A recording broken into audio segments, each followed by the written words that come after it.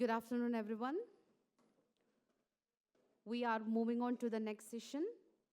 It's going to be a panel discussion. The panel discussion titled Descriptive to Predictive, the Future of Data Analytics, brings together leading experts in the field of AI and data analytics.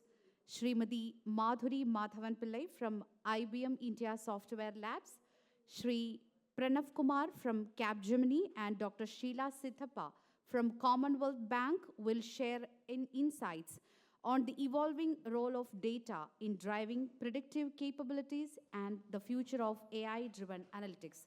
Let me give a brief introduction about the speakers.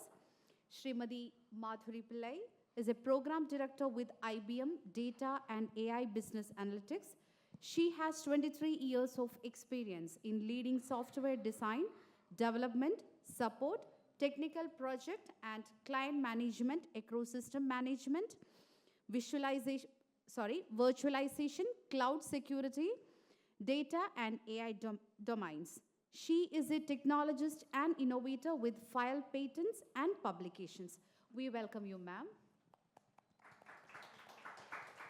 Next, we will be having Mr. Pranav Kumar, an explorer and dreamer. Pranav has always been attracted to create something new, markets, products, or services. He has enthusiastically been part of startup ecosystems and actively mentored startups building their operations and sales strategy. Pranav has mentored several global tech and B school graduates and interns and speaks at several industry forums. We welcome you, sir.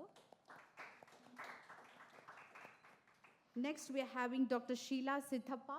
She is an AI leader with over 18 years of industry experience in addressing business problems across various domains such as Industry 4.0, healthcare, and smart cities. She has been recognized with numerous accolades, including Top 10 Data Scientist in India 2020 and Data Science Professional of the Year 2023. Dr. Sheela holds 6 patents, has over 25 international publications, and serves on advisory boards for several institutes. We welcome you, ma'am. Thank you. We are honored to have Mr. Sujas Ali, the founder and CEO of Aabasoft, as our moderator today. With over 21 years of experience in the IT industry, Sujas has successfully led Aabasoft in delivering innovative solutions across multiple sectors, while also investing in promising startups to drive digital transformation. We welcome you, sir.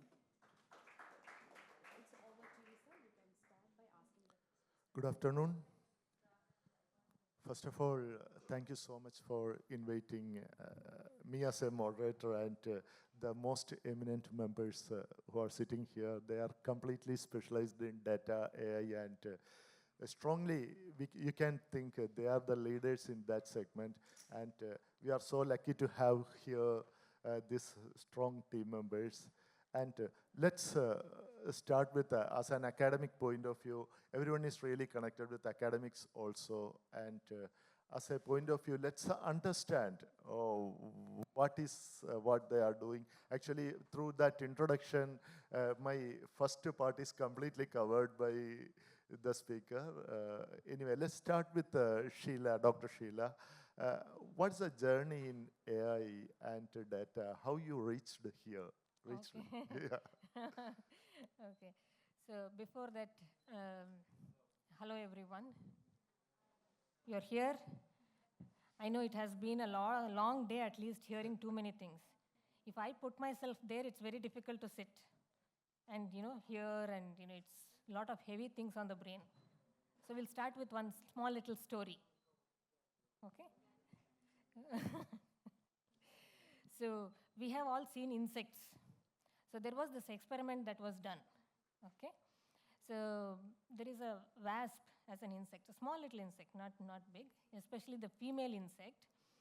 So what it does is, it goes all around the place, collects food, and it comes near its house or a burrow, and then puts the food outside and goes in and checks for any intruders. If there are no intruders, then it will come out, take the food, and goes and places it inside the burrow. Okay?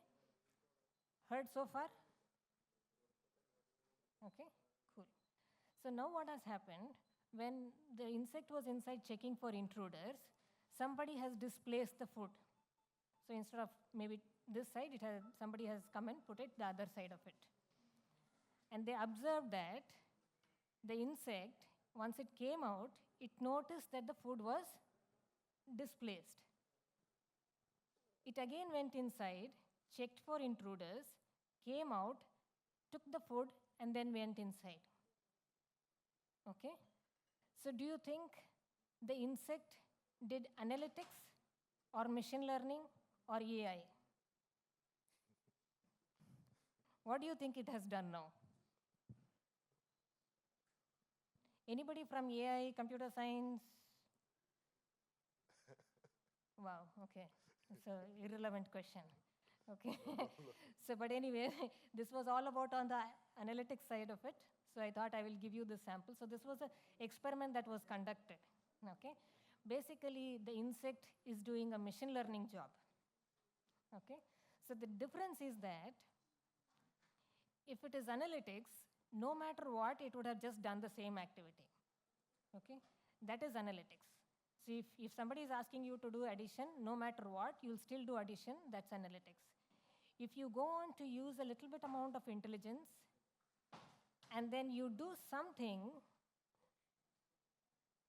kind of, maybe if you have seen the scenario before, then you will know how to do. But if you have not seen the scenario before, then you will try to act in a slightly different manner. Okay, so that's machine learning. But if you are given in even a very new environment, and you still want to use your intelligence, that's where you have to go into artificial intelligence. That's a little far off story as we speak, but coming to, this was the differentiation. So today we are here talking more on the analytics and the kind of journey that we have gone through. So very briefly, I did my engineering electives also in the space of statistics and optimization. So I found it interesting in the application area. So that's where I took on to do my master's and PhD. At the end of PhD only did I feel that, okay, something has taken place in terms of understanding, okay? That's where I want to bring in a small little thought here. My advisor used to say this. If you ask any specific question, anything like, what is an atom, what is anything molecule or anything, you get a very strict, disciplined answer coming in from a bachelor student if you ask this question. The same question if you ask to a master student, you will kind of get an answer, okay? The same, what is an atom kind of a question is asked to a PhD student, you should be happy if you will get an answer, okay? So higher education is only getting confused at a much higher degree. So that was the definition of higher education. So when I actually completed my PhD, so yes, I could get some flavor of understanding of what it does, and then went on to typically doing research in multiple organizations in fields like manufacturing, retail, healthcare, and currently in the banking sector. But yes, there has been a huge difference between what we see in the academic world versus the practice world, and how to marry them in terms of practicality, bringing them is certainly not an easy ball game. And that's where certain things are still in the analytics phase. Some have moved on to machine learning. And yeah, and its adaptation is a little slow process than we can imagine from a theoretical world. Yeah, great. Actually, from insects to yeah, the current journey, very well explained. And anyway, thank you so much for sharing your insight on your journey. And Pranav, don't start from insects, but you can just describe how you came. My journey never started with data. So I started with a mechanical engineering degree. And being a mechanical engineer, everybody thinks it's all about hammers and stones. So that's how the journey started. I started with the work with Ashok Leyland, then eventually joined Wipro, a couple of other companies. Right? But then across the journey, what was of interest to me was about why are things happening? What is leading to that? So in Wipro, when I was put on the project, it was around billing invoicing functions. So I wanted to know about how does billing invoicing works, how does the charge structures come into play, all of that. That eventually led me, okay, I should do a bit of MBA in finance. That was the premise with which I did my MBA from Symbiosis SIBM. Then went into a journey of, I would say, entrepreneurship at KPMG, Infosys. Infosys was a company which we both worked at the same time. So there, they wanted to carve out a entity which was around products. But being a service company, how do you go about creating products? It's a very different journey which you have to go through, right? So went through that. Then a journey into setting up GCCs.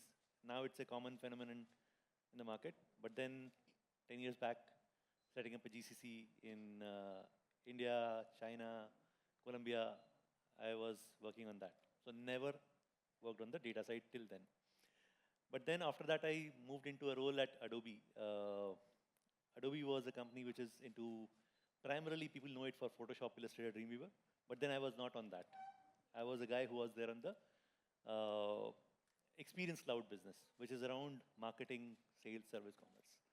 So I was doing that. Just then, everything was all about creating compelling experiences. How do I create something creative, which will ensure that someone is going ahead, looking at it and going and buying it. But then you can't know a customer without having some data points about it. So that's where the inquisitiveness started, how the models come into play, what are market mix models, all that. I started to understand and uncover around that. That's when Adobe was doing something called as they have a sponsorship program around, you can do a degree in whatever you want. They give you $11,000, go ahead and spend on learning every year. And I'm not praising Adobe, but yeah, it's a good step which was done. And that's when I did my degree in data science from University of Michigan. So that laid the foundation, shifting a mechanical engineering guy into a data and analytics and AI guy. And today I'm with Capgemini, running that practices focused around data and AI, generative AI, agentic AI. So all of that, I'm right now working with customers, shaping up those conversations, driving outcomes for them. Hope that helps. Yeah, you're very well said, from mechanical engineer to data scientist. Anyway, there is a turning point for everyone's engagement. That's really find out in while you started studying, right? Where you start won't determine where you land. Yeah, that's a statement which I always kept in mind. So be open to opportunities, try out new things, listen to people, and do what appeals to you.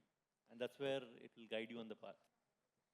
So I have a different journey altogether. Actually speaking, a little bit of where I started, right? So I did my graduation in chemistry, right? I was a topper in organic chemistry. Maybe then I love chemistry still. My mom was a chemistry teacher. So then I moved to MCA, right? Then I explored the world of computer science, and then I got into Technopark, first company there, Case Consult India. That is where my journey started. My journey started with maybe mainframes and Javas and that world, right? And then after 3 years of working in Technopark, I moved to Bangalore after my marriage. So there I got into IBM. So I'm with IBM for this is my 20 plus year is running with IBM. So I joined as a developer and now a director. So that journey is quite awesome. And what I found is that flexibility and openness, right? I'm not a data specialist, actually speaking, right? I own data analytics products now, but I worked in virtualization space, or mainframes is all about that, and power systems, cloud security and infra part of it, and different domains in IBM. That's where people ask me, why are you, like in 20 plus years, are you not bored, right? So it's like in my last 20 years, I handled maybe some 14 job roles. That is how I just wanted to let you know that I'm never an expert in one domain, but I really believe my confidence in adapting new technologies and things like that. And that is how I landed in data and AI. So I'm the leader here for last 3 years in the data and AI space of things. And I own a financial product, actually speaking. So I'm the functional owner of a product called IBM Controller, which does all the consolidation aspects in the finance, and the final numbers which CFO sees, this product is actually giving. So that is where I'm owning for the last 3 years, and that is where a lot of this predictive analytics and all those kind of things also come into picture. So I'm quite enjoying that journey, but I'm learning. That is, I am seeing a lot of students here, like continuous learning, right? I got few certifications in quantum computing maybe some 4 or 5 years back, because tomorrow if I need to lead a team of quantum computing engineers, I should be successful as well. So that is me, and I enjoy the data analytics journey, business analytics journey. Great, yeah. It's really an inspiring information from chemistry to data analytics. It's really interesting. Anyway, actually, I'll come to Sheela. Can you quickly brief about the current data analytics space and where it stands today? We just want to understand what's the relevance, because actually we all are discussing about AI and related things. Data is the fuel, that's the most expensive fuel in the world now. So where it stands today, can you? Yeah, sure, please? sure. But anybody from analytics background, any idea whatsoever we are talking about? Thank you. Okay. So others are typically from commerce, science, any other background, so that at least I can give some examples in that space. What is your background? Mathematics?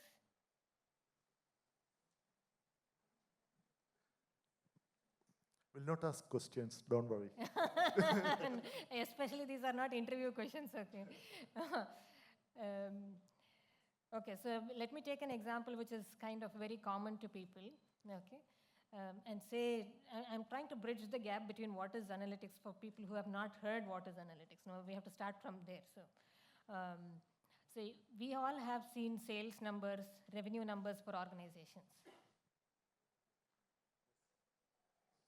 Thank God. Okay, so if you talk about maybe 20 or 15 years back, okay, so if the numbers were shown in the form of a plot, there are wonderful tools like Tableau, Power BI, and others, so don't get into those. But what I'm trying to say is, if it is shown in the, in the plot manner, then people will be like, wow, so beautifully, depicted. That was analytics. With the time, maybe 10 years later, people have seen these plots so much that they are like asking now, what is this plot? Because people created so many plots for every single thing that it became a fancy. And there will be 10, 20 different plots that will be bombarded to the management, then they will feel scared. They start saying, stop all of this, I don't want any of these. And what was in the history? Basically, everything comes out in the form of a report or an email saying this is the summary. Before it used to be like, if I send you these plots, you make out. Okay, it's up to you. You go compare, see, everything is playable, you compare, match, and then they have to figure out, okay, this is this column, this is this one, and the x-axis and so on. That was a mess. So people did not start, did not like that kind of you go figure out approach through these plots, even though it was easy to represent. Okay, so they wanted something automatically generated email. So people moved from the graph approach to, can you put the graph again back in a text format and say, last month to this month, there has been a 10% increase in revenue. And that revenue increase is due to the increased sales of product number 2. Okay, then you deep dive into that, okay, why product number 2 has become more in sales or more revenue generating. Then it says, okay, the production, the number of units that you're producing has increased. Okay, demand has increased, or so and so. So they're funneling it down smoothly, and all that is automatically written. Now, somebody who is supposed to send them, that email to the, the MD or somebody, they have to just review once and then send it. It's automatically written. Again, there is no rocket science, there is no artificial intelligence. It is plain vanilla. There is a template that they follow, and it is just done. It takes the variables and all of that. So Today, as we speak, people want inferencing as though they are saying and not really in the analytics form. Okay, because that itself means like, you have to infer by your own, get your own insights. Okay, that is again work. So that intelligent work need not be done by humans. Okay, so they want the output extracted form where we can give like headlines. Okay, any newspaper headlines that will come out. So today, analytics can do all of this. Okay, ready-made information can be generated. You need not even go to machine learning or GenAI concepts, and this can be done. It's a very deterministic rule, okay, that can be followed. Taking another example, anytime you have an issue, say you book a flight tickets, you have some issue, you call them up, call centers, or you make some transactions, and then you have some issues, you call your IT person or somebody. All these typically which is done by the level 1 people. That means somebody who answers your call and right away tries to understand what is your problem statement and then see what is it that they can do about it. All that kind of an intelligence can start working in. These are again deterministic through chatbots.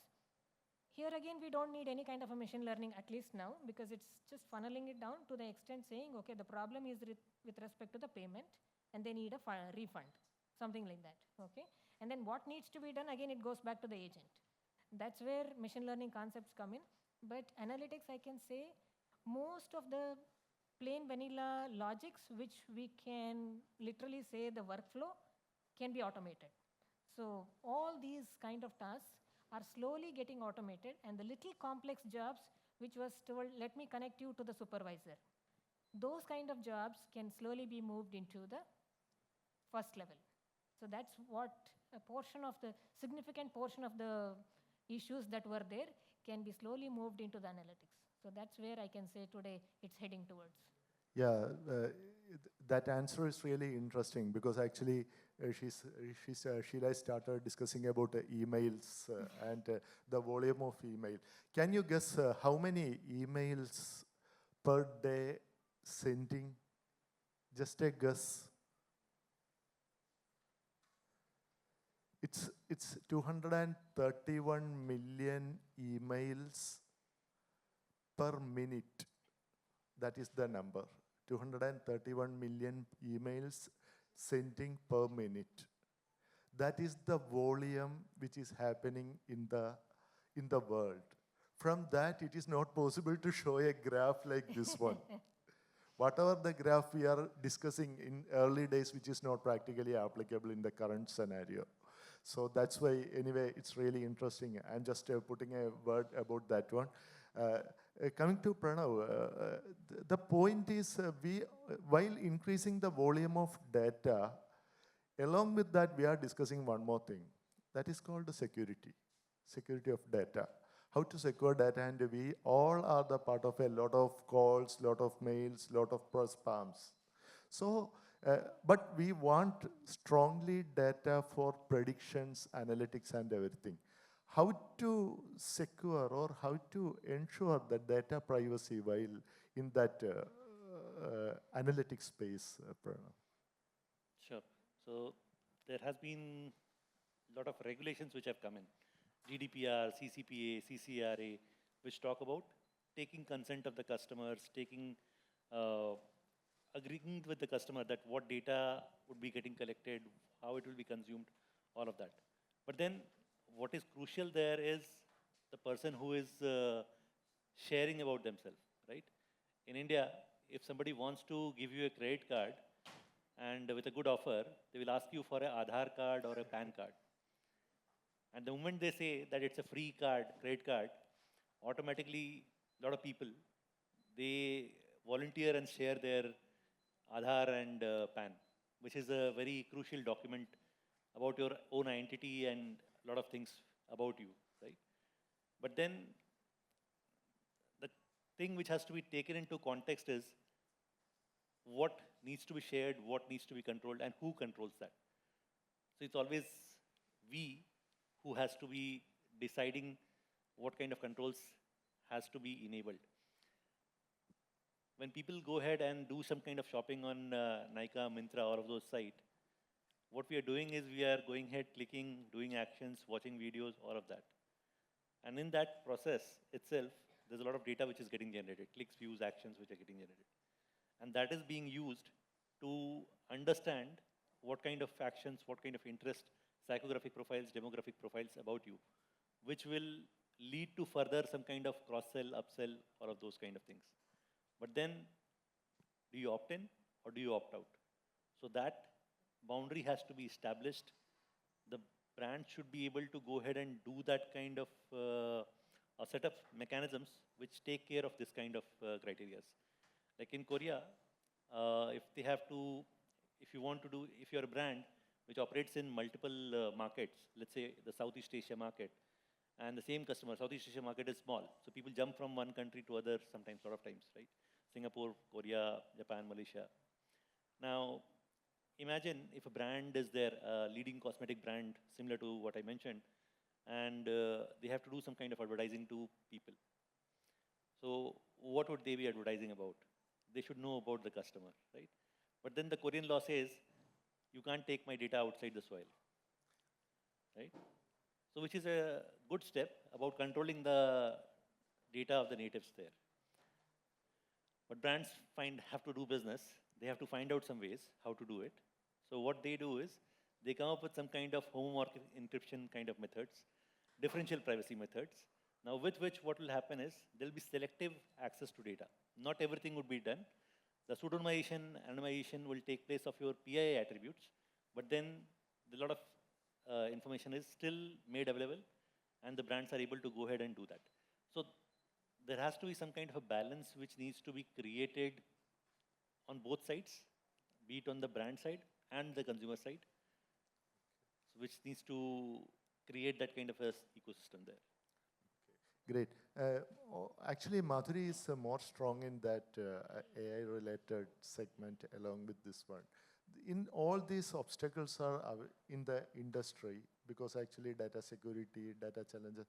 In that scenario, predictive analytics is a serious point, serious concern in the market, especially for organizations. If predictive analytics is strong for an industry or for a business, that's really helpful for future plannings and steps for more engagement. How in this challenge situation, how we can move forward? Okay, so if you ask me, this AI will pose challenge on all of us, definitely in one or the other sense, right? But I would want to look at the advantage side or the benefits, when we do the pros and cons. I'm more excited towards the possibilities which AI is actually giving all of us, even the predictive analytics side of things as well, right? See, digitization is there right now in banks and everywhere. It doesn't mean that, it has thrown a lot of challenges, but we have seen most of the benefits over there, right? And if you ask me from the predictive analytics side of things, that would also give a lot of edge to the industry and to the end user customers, right? So if, as an end user, if I would like to know, actually giving some insights to me, like what is going to happen, right? Based on my data, right? So data is anywhere, as you rightly said, is the new fuel. We can say that data is the new oil, right? So, but again, crude oil, in the raw format, you cannot use it, right? Correct. Similarly, data also cannot be used. It's like in that raw format. As he mentioned, emails, number of emails he just talked about, right? Similarly, huge explosion of data, right? I'll come to predictive analytics, but again, the fundamental aspect is again data, right? So we need to have trustable data. So if your product, if an organization's product or application on our mobile is telling us you should be using this, right? Nowadays, everything is actually suggested, recommended by AI, right? Okay, you just go to that bank will give you more interest, whatever it is, right? It is like very much embedded in our daily life, right? But just imagine if we cannot trust that data which is actually used for the analytics, right? So the end of the day, that data has to be trustable. So that is even for the predictive analytics and all, that is the number one thing, right? For example, IBM is having a couple of products around it. What's next? Governance. If you Google, you will find more. So it is more like governance need to be there on the data, regulations, right? I think AI is like, AI has been there for a longer time.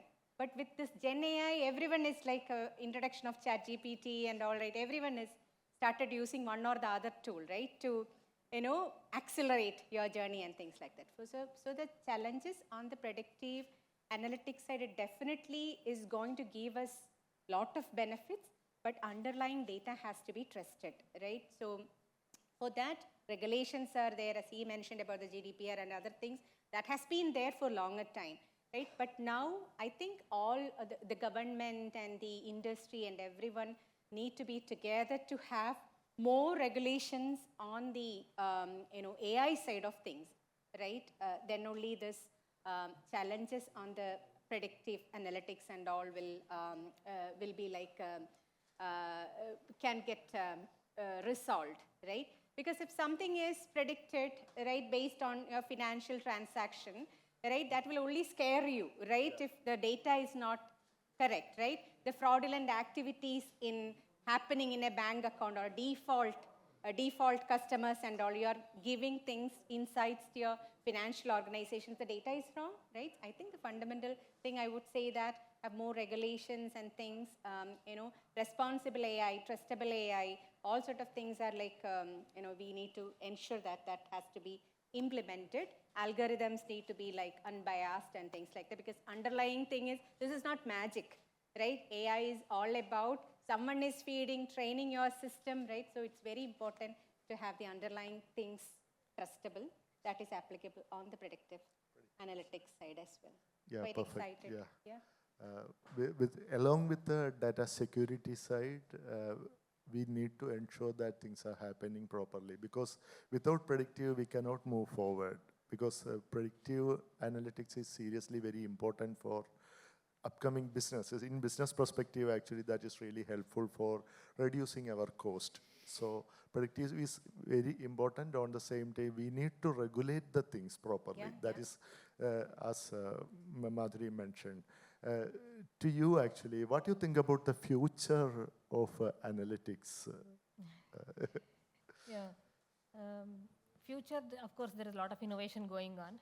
I don't think analytics can rest by itself. So there is a need for technology. There is a need for bringing in domain and making sure it fits very well to that particular domain. For automation to bring in place, a lot of integration to their existing systems and tools and infrastructure has to happen.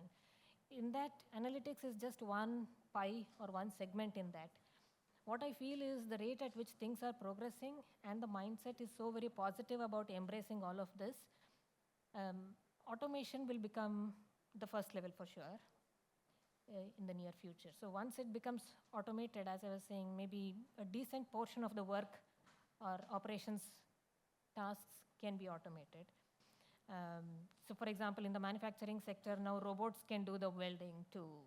Even cooking robots are able to do, right? So imagine those kind of things when small things are also can be done by robots, which is a higher end side of it. But analytics operations, wherever there is logic, it can be embraced, which certainly means that more intelligent jobs are something that we as human beings will have to start looking towards and working towards, which only brings in a lot of disruption in the kind of system we have today. And very, very new things have to bloom in soon. New thought process has to evolve. And we are looking for a good change is what I feel overall that is coming in. So not only in types of the job type, but also in terms of the lifestyle, in terms of what to expect and so on. So that's going to be a little far away, but that's what we can anticipate from my view. Great. Actually, as Sheela mentioned about the job type, Pranav, to you, what exactly the employers face? This is especially for you, please note, actually, employers are struggling to get skills in this space. Normally, what are the career opportunities, or what are the challenges while recruitment we can see in this space? Sure. So the very premise most of these data conversations start with is data is the new oil. But I believe data is not the new oil. It is about how we bring in data as the sunshine so that it benefits each and every person, every walk of life, right? So for doing that, it has to be the era in which we are trying to, we are seeing a lot of democratization which has happened. There's a lot of Chat GPT or Gemini. I think I was judging a competition a month back, and the student had prepared the entire marketing campaign using Chat GPT and DALI. So the marketing visuals, the creative, everything. Now, the students themselves are getting accustomed or using these kind of tools, so the democratization is already reaching them. Now, what needs to happen is the fundamentals should also exist. It's not just about using the end product and carving up the outcomes. It, of course, brings in the efficiency and effectiveness, but then you should be able to understand what kind of, have the basics of statistics, optimization rules, you should be able to understand. And then able to decipher under what scenario, what kind of algos need to come in. So when you want to use a Monte Carlo or when you want to use a supervised or unsupervised logic, so that clarity should exist. It should not be that you blindly just go ahead and apply some kind of model. So that baselining of the foundations around data, statistics, optimization, that has to be there. Some logical maturity around that. And then you would have an appreciation for these new age technologies, which will make our life easy. So that is the core foundation, I would say, which should exist in the next generation. And of course, technologies evolve, they change over a period. We all started with Power BI and those kind of visualization tools. Then came Gen BI kind of tools where the Gen BI would automatically define the kind of insights which needs to be delivered, right? So it's growing by leaps and bounds. What needs to have is the appreciation for understanding that you need to have the core foundation, which of course you get in colleges, or there are micro learnings which are there. So do that, and that will take care of your leap which you want to take. Oh, great. I actually, in this scenario, coming to you, Madhuri, we all are discussing about when AI is coming, job losses are happening, that more. But as we can see, like organizations like IBM, Ernst & Young, and all other global organizations are expanding the facilities, and here, especially in Kerala, we can see a lot of scale up of the organizations. So, what is the any comment on that? Because a lot of jobs are losing through AI. But can you comment on that? Okay, so I would like to add few things which Pranav said as well. So he has laid the foundation. He shared about the need of the foundational aspects and things like that. So whether there is AI or not, right? So what I believe is that we need to have our foundation element set right, in the colleges itself, right? And you don't have to, in this world, you don't have to be like so much worried about the specialization in one language, this tool, that tool, and all. That era is gone, actually speaking. If this tool today, tomorrow something else, right? Technology is very disruptive. So that is one primary advantage of this generation. In my, that generation, it's like you have to be a Java developer, you have to be a C++ developer. Now it's like, you have tools to convert one programming language to another. So, the fundamental things which I would be looking for, like for the job, I mean, while doing the hiring is like creativity, the logical reasoning skills, and nowadays your prompt engineering, right? For that, you need to have the right concepts, right? The clarity and things like that. So I think once that is set, I think job nowadays is not a problem at all. That is my viewpoint. And coming to this question on when AI comes, whether the jobs would get replaced and things like that, right? So some of the jobs definitely, right? But that would be only to help humans. That is what I believe. Because see, we have been seeing this, Industry 4.0, the industry revolution. It is like, if we see the printing press and how the technology evolved over a period of time, humans are only getting benefited out of it, right? And as I mentioned, for AI also, I would really want to see like that. So a lot of mundane activities are there, repeatable jobs are there, which is currently done by all of us, right? For example, in the hiring, right? There will be plenty of same thing, job description to be copy-pasted here, there, and so many repeatable activities, right? All those kind of things could be automated, right? Agents and agentic stuff and all, which we used to talk about nowadays, right? By using assistants, and I'm talking about the digital assistants, right? It's all, those things would only help us. We will be having better jobs. The jobs are going to get evolved. What I heard from some of the experts is that there will be n number of new jobs actually created, right? Because there are plenty of things in this world for us to explore, right? So we don't have to be like, okay, the current thing is going, some of the things, right, that will be taken over by AI, right? Do we want to do the routine, mundane things, right? That will only further make us innovate more. That is where the creativity has to be there. So it is having two sides of the coin, right? Some of the jobs will go and replaced by some of the exciting jobs, but we all need to, irrespective of this branch of engineering you are doing or this course we are doing, I think software programming, some of those skills or asking the right question, those kind of abilities we all need to upskill ourselves to go with this current evolution. Thank you. What we understood is actually the future seriously into prompt engineering. Yeah. Because if we want to ask something, we want how to ask a question. Yeah. That is seriously very important in English. Because English is going to be a very crucial language compared to Python or Java or C++. Because we know we all are using ChatGPT. We can ask a question in two ways. We can just ask, what is this? Or we can in detail, we can explain the content and get the right answer. So what we want to teach or what we want to learn is how to ask a question to machine.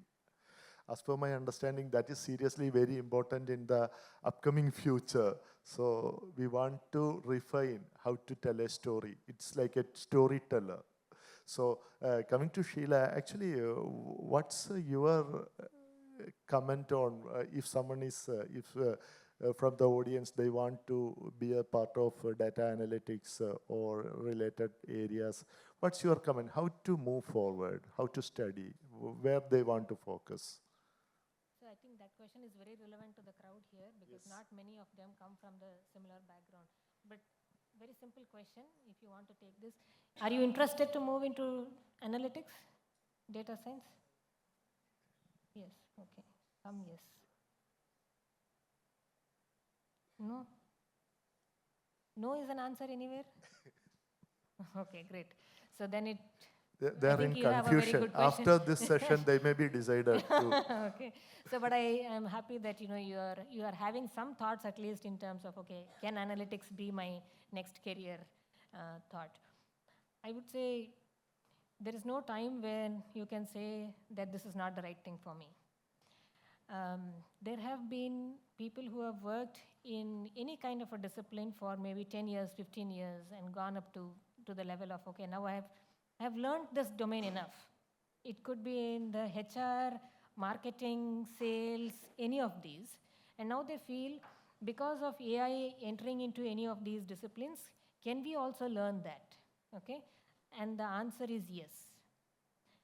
And the plus point that you will carry with you is knowing that domain. Say you are a mechanical engineer, for example. If you come from that background, then you are in a filming background. So then you understand the discipline so much that you know what kind of an automation is possible there.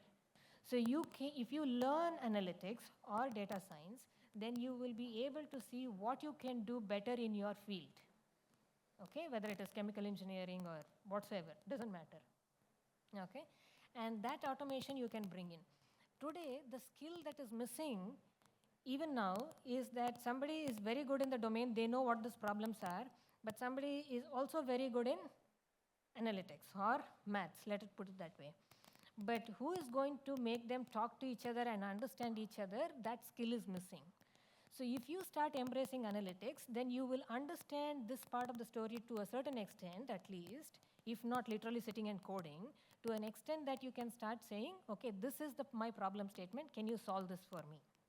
Okay, and somebody can start solving that. So, and once you start bringing that into place, you will admire the way things will change in your day-to-day operations in your own field. Okay, so you can be the game changer. You can say that year on year, I can make so much improvement in my HR area or my marketing area or my sales area because of data science. Okay, you can lead that whole thing. So thereby, anytime embracing on the data science part of it is a plus for anyone in the organization. Thank you.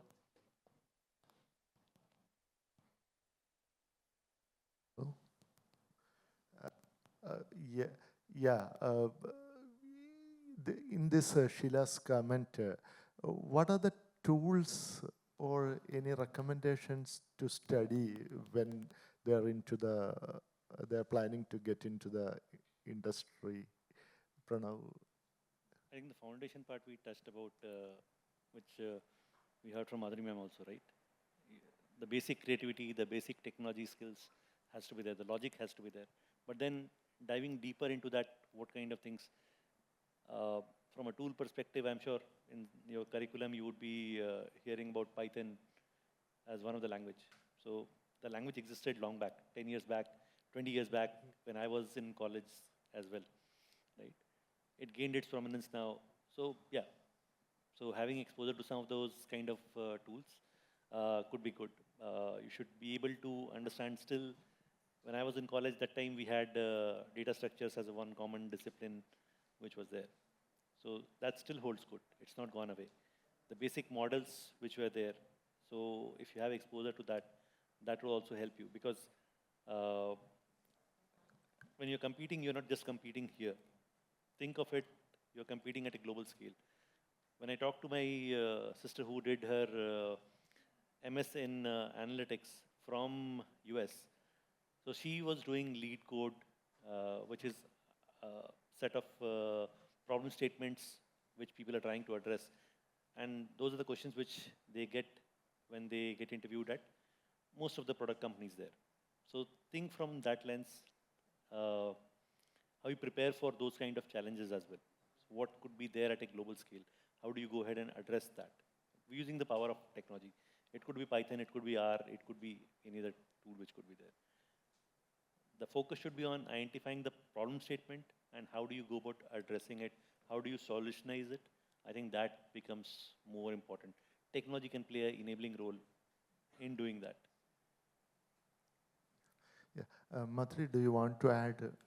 Yeah, so we really, I'm sharing the same, more or less the same kind of thought process there. So you should be a good problem solver, end of the day, right?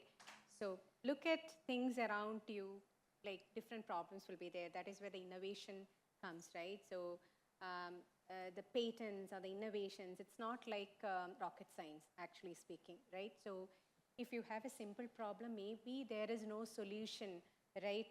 Unique solution existing, right? So you can innovate. You should be a good innovator, right? And a problem solver. And as you mentioned on the several different programming languages, right? I would say that, I mean, the curriculum is too good. Here in Kerala itself, so I am in the board of studies of 3 universities, KUSAT or Rajagiri, TKM Engineering College. So when I look at the curriculum, I'm so impressed with the curriculum, actually speaking. So we are going ahead with the game, right? So, but the fundamental elements, data structures, all those things, we need to have a thorough understanding. And what is actually currently used, if you're a computer science graduate, see, the technologies like RAG, right? Retrieval Augmented Generation. So you can just Google and figure that out if you're not aware of it. So again, vector databases are used actually to store those embeddings and things like that, right? So it's like the concept is like evolving and things like that. So those kind of technology, understand more on that, right? Do practical problems, very, very important, right? So theoretical knowledge alone is not going to take you, right? That is where your fundamental creativity, logical reasoning and problem solving abilities, all sort of things are going to really help. So on the tools, continue to have your eyes and ears open what is going on in the market. Just go with the industry. Next 6 months, there will be new tools, or 3 months, not even 6 months these days. No, every now and then it's like evolution. So that is how he covered. I just wanted to add a few things. Yeah, that's great.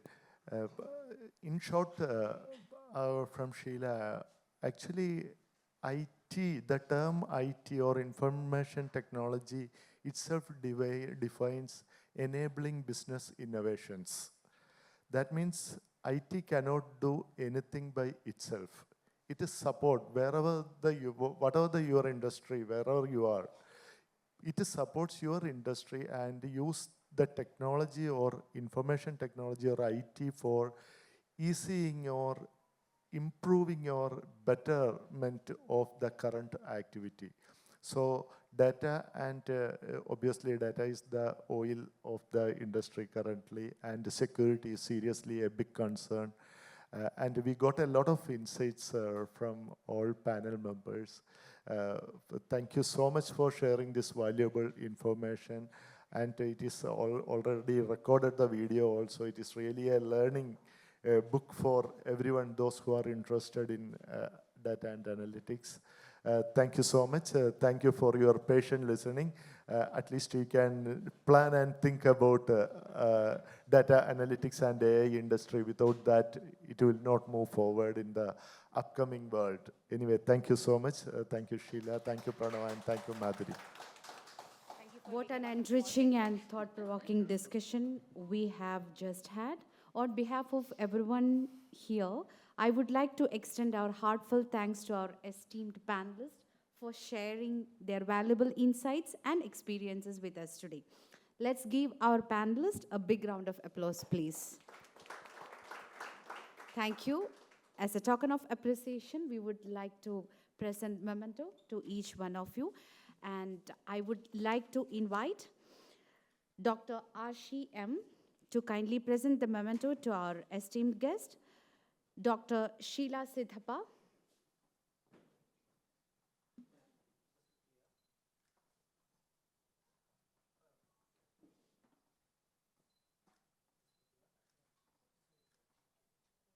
Shri Pranav Kumar.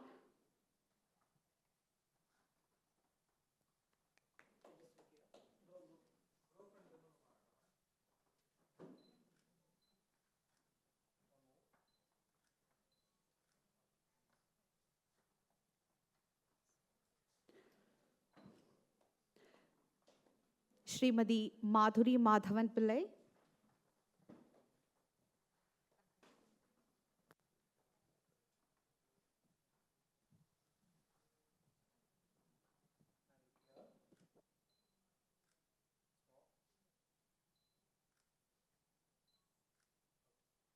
And our moderator, Mr. Sujas Ali.